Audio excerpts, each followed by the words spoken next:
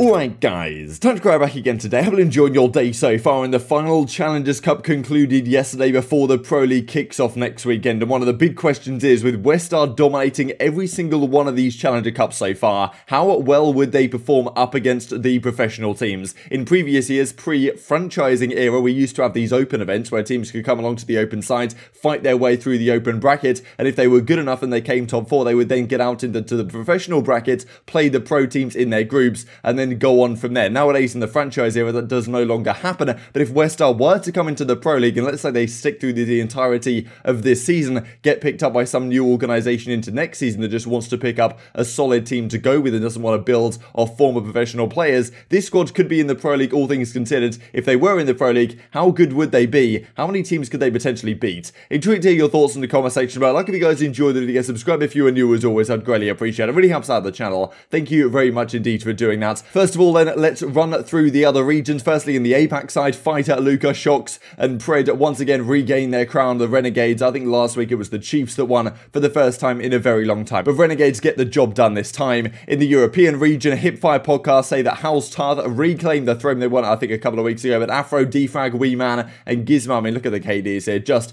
absolutely phenomenal stuff. Afro apparently has signed with a professional team as well. So definitely someone to look out as a substitute, potentially coming into some starting lineup at some point. Parasite's team was a pickup squad. They came top 8 once again. So Parasite not too happy with the one-way smokes, the no-flint Jameson snipers as well. And this whole online environment we are in right now, you know, of course frustrating for a number of people for good reason. We talked yesterday about some of the issues with smokes and the sniper situations that the pros have been trying to deal with in advance of the Pro League launching next weekend, the kickoff classic starting 23rd of January. Very exciting stuff at this point. In the North American region, though, it was a very intense battle. You had Machilla, that was Onyx's team, once again fighting their way through. He had a crazy 1v3 5-5 up against the New York Subliners Academy, and the Subliners Academy had an absolutely insane series. We'll look at this just in a second. They're up against Triumph, that's Jordan General's team like Standy and co, and yeah, absolutely unbelievable result in that one. Went down to game 5, round 11 was incredible to watch. Really top tier competition. He does really maybe somewhat frustrated the fact that the CDL puts on these Challenger Cups, which are really entertaining to watch. They don't like do any of their own streams or anything. Basically Shift and Infinity are doing all the streaming work effectively for the CDL, and yeah, those community streams do fantastically well, which is great to see. But I just wish the CDL would do something like this for the professional teams, right? In previous titles, Black Ops 4 for example, we had the Pro Downs, the CMG Pro Downs that they put on right at the start of the season. All the pro teams were playing them. There was like $10,000 up for grabs, variant tourney. I mean, sometimes I think it was just search, but it was phenomenal to watch, and well, it was great to see the teams actually in action before the season fully begins. Whereas that way, it doesn't seem like the CDL is willing to do that. Of course, they're not letting the CMG guys do the pro downs that they used to back in the day. You'd have thought maybe they could have done something instead of those pro downs, but unfortunately that's not what we get at the start of the season. Effectively all the pro teams just have to scrim for 3 months before the season actually gets underway. But finally that is actually going to happen in a few days time. This was the insane clutch by Saints in the Subliners Academy to force a game 5 here. So Jordan General went absolutely huge in the Garrison control. He was like 35 in 15 or something, just ridiculous for Triumph Gaming. They go up 2-1. Then in this very final map right here, somehow Subliners Academy bring it back. They win this Garrison hardpoint 250-249 to send it all the way to a game 5. And well, it was Moscow Search and Destroy. I think Subliners Academy went up really big. Triumph managed to bring it back with a few key rounds, but Subliners Academy closing out in a game 5 fashion. It's pretty incredible stuff. So they won both Search and Destroys in this series 6-5, 3-2 in the control, 250-249 in the hardpoints. Very, very intense series, and definitely well, hopefully shades of things to come in the Pro League this season. Though Subliners Academy moved on, then they actually beat the BBG squads, that's GodRX and co, then matching up of course with WestR in the finals. But unfortunately for these guys, no one can touch WestR right now, and one of the reasons why is because they've been scrimming a lot of pro teams. By dominating the early online scene a couple of months ago, pro teams are looking at squads like, I mean, for example, Seattle, Los Angeles Grillers, we might look at these guys in a second, that aren't performing so well on the pro side. Maybe they've taken breaks for practice for whatever reason, and some of the top pro teams have decided, okay, we're just going to scrim against WestR instead and get our practice practice that way, especially, for example, if you're scrimming Search and Destroy. I think OpTic Gaming have talked about they've scrimmed WestR a little bit, especially for some Search and Destroy practice, because you don't really want to reveal strats to the pro teams, but WestR, of course, a very solid team all around, very good at Search and Destroy, so, well, they could be a great team to practice against for the pro teams, and as a result, WestR keep getting better and better, and honestly, pretty untouchable right now. As Zaptia says, GG to all the teams we played, did not lose a map today, and still undefeated in control across all 4 cups. No, we didn't even host every control. That's kind of the, well, the complaints that you sometimes see against the Western team, the fact they're all like West Coast hosts, the 4 West Coast hosts, which can be difficult to play against, but obviously they're also able to dominate maps off host as well. So a very, very impressive squad right now. Of course, Zaptius, Gravity, Venom, and Paul X. And how good could this team potentially do going forwards? Coach Phoenix, of course, to give my guy the shout out that he deserves right here. So 4-peat champions for the WestR squad. And how well would they do in the Pro League, right? Like, let's say you put a team like, I don't know, Paris Legion, for example. They've been looking pretty good in scrims these last couple of days. But if you put them in these Challenger Cups, would they win every single time? I mean, it's pretty tough to say. Very difficult with the level of competition here to win these Challenger Cups every single week, back to back to back to back at this point. So if you did put them in the Pro League, how well would they perform if they were just magically the 13th team? Where exactly would they, well, would they stack up against the rest of the guys? So these are the results across all 3 regions. West are the only squads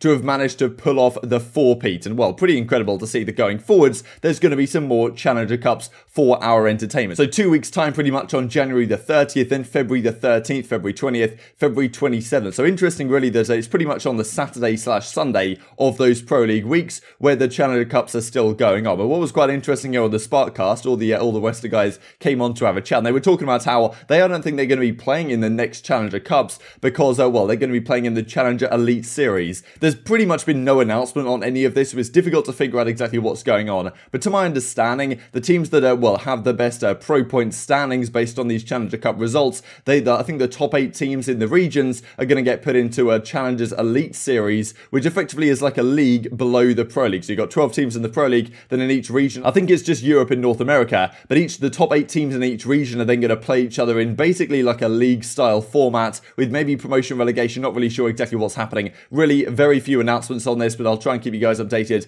as and when I find out. But possibly the WestR guys won't be playing in the ones going forwards because it might clash with their Challenger Elite Series that's kind of going on the 2nd division in a sense of the Pro League. But back in the day, we would actually see the possibility of squads like WestR facing up against Pro League teams. We saw this a few weeks ago as well, where Crimsix was like, this Paul X guy looks a little bit dodgy, not exactly sure if he's perfectly legitimate, but as he says, like, here, it's always something I've learned. I guess someone can't be really good at video games without cheats, as though, well, that was the discussion at the time. But I think since then, Crimsix has, well, done some maybe greater research and decided, okay, no, these guys are just incredibly good at the game and perfectly legit and understand things to a very high level right now, probably a level much above what some of the pro teams do that, well, some of them have taken time off to, well, from scrimming, and I'm sure that these guys would put up a very good fight against a number of Pro League teams and probably take down a fair few of them. Now, a few years ago, I just looked up this event, I think this was like Atlanta or Seattle, maybe from way back in Call of Duty World War II, but it used to be the case, if you guys are unfamiliar, which we had the Pro League teams, and then the top 4 squads that came through the open bracket of the events would then slot into the groups, and you would get to see them play up against the pro teams. And a large portion of the time, they would kind of get smoked, but, well, in some occasions, as you can see right here with Ghost Gaming, and we can see with Complexity, they actually put up a pretty good fight against some of these Pro League squads. It'd be really interesting to see this happen nowadays. Of course, it's not going to happen with the franchise zero. The fact that, of course,